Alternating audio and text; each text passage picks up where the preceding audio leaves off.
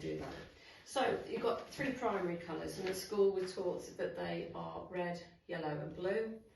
And then when we mix these 2 primaries, we get a secondary. So we mix red and yellow, we're going to get orange.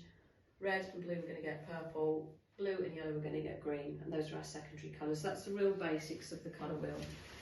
The problem that I used to find when I was starting out is that if I use those basic colours using a Winsor and Newton Cotman kit, just a standard one, then I couldn't get some of the colours I really wanted. So I couldn't get like bright pinks, hot pinks for flamingos and stuff like that. And I kind of like thought I was doing something wrong. You know, I'd be adding kind of white to red, and I'd be getting like corals, and the same if I added water. I was maybe getting like wishy-washy pinks, but not what I needed. And it's only when I kind of discovered things like opera pink, magenta, that I thought, oh, okay, so I really do need to buy it out of the tube if that's the case. And then it kind of got me thinking, particularly as I started reading into colour over a couple of years ago, is that, well, is the colour wheel as we're taught it actually right? Because I know it's kind of developed over the years from the 1600s, and times are changing and thoughts are changing all the time. And I think particularly with the development of like print, ink and cinema and stuff like that, and other uses of colour, then technology's come on. And so I thought, well, if my printer can create all of those colours out of 4 or 6 inks, then really, technically, I should be able to produce a lot of those colours, you know. And so yeah, I looked into it more and more, and quite a few artists now are looking at kind of thinking about CMYK as being the colours, the original colours, so or primary colours I should say. So that would be cyan, magenta, yellow and K standing for black. And the argument used to be that with primary colours you could never make them, so you could never make blue out of anything, nor yellow, nor red.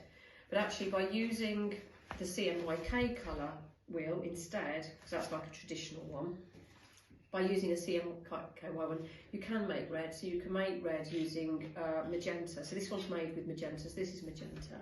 So here I've used, my primaries are magenta, yellow and cyan, and actually by mixing magenta and yellow in the right quantity you can make red.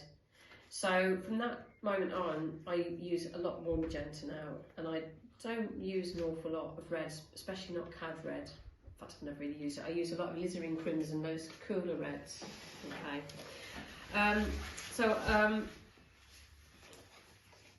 What I wanted to go on about next is okay, yeah. So although, yeah, that was what I was going to say. Although I use yellow, magenta and cyan, and we're going to be creating colour charts today, such as, you know, these kind of things, I thought, well, actually, it's not much use me doing the lesson today in yellow, magenta and cyan, because you've not got those in your kits. Okay, you've got these kits here.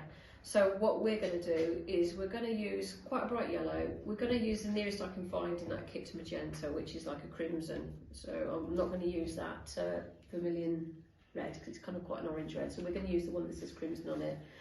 And I'm going to use one of the blues. Now, this week I've been using ultramarine blue, but I thought it'd be quite nice to change it a little bit. And we're going to use the other blue that's in there.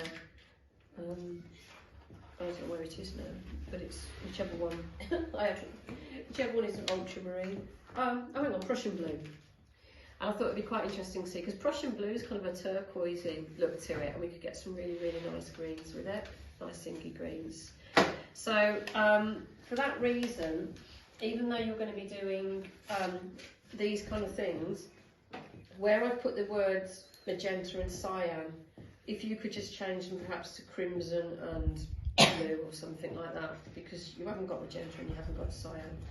And that's just really what I wanted to say about that. Okay, so colour wheel, done with that one, let's put that over there. So I really want to talk about the importance of complementary colours and why do we need complementary colours. And so what I'm going to do is I'm going to do a couple of demonstrations as to... Little challenge, isn't it? I thought, I'll grab some plain paper. Okay, so yeah, that's like a more modern version of the colour wheel where you've got magenta, cyan and yellow in there.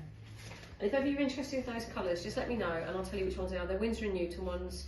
It's a Quinacridone magenta, Maganese, Maganese blue here. It's Maganese, something, I can't remember for the life of me.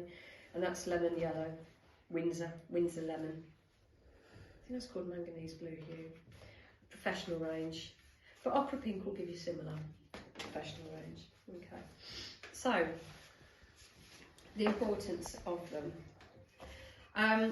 Complementary colours. It's really important to remember your complementary colours.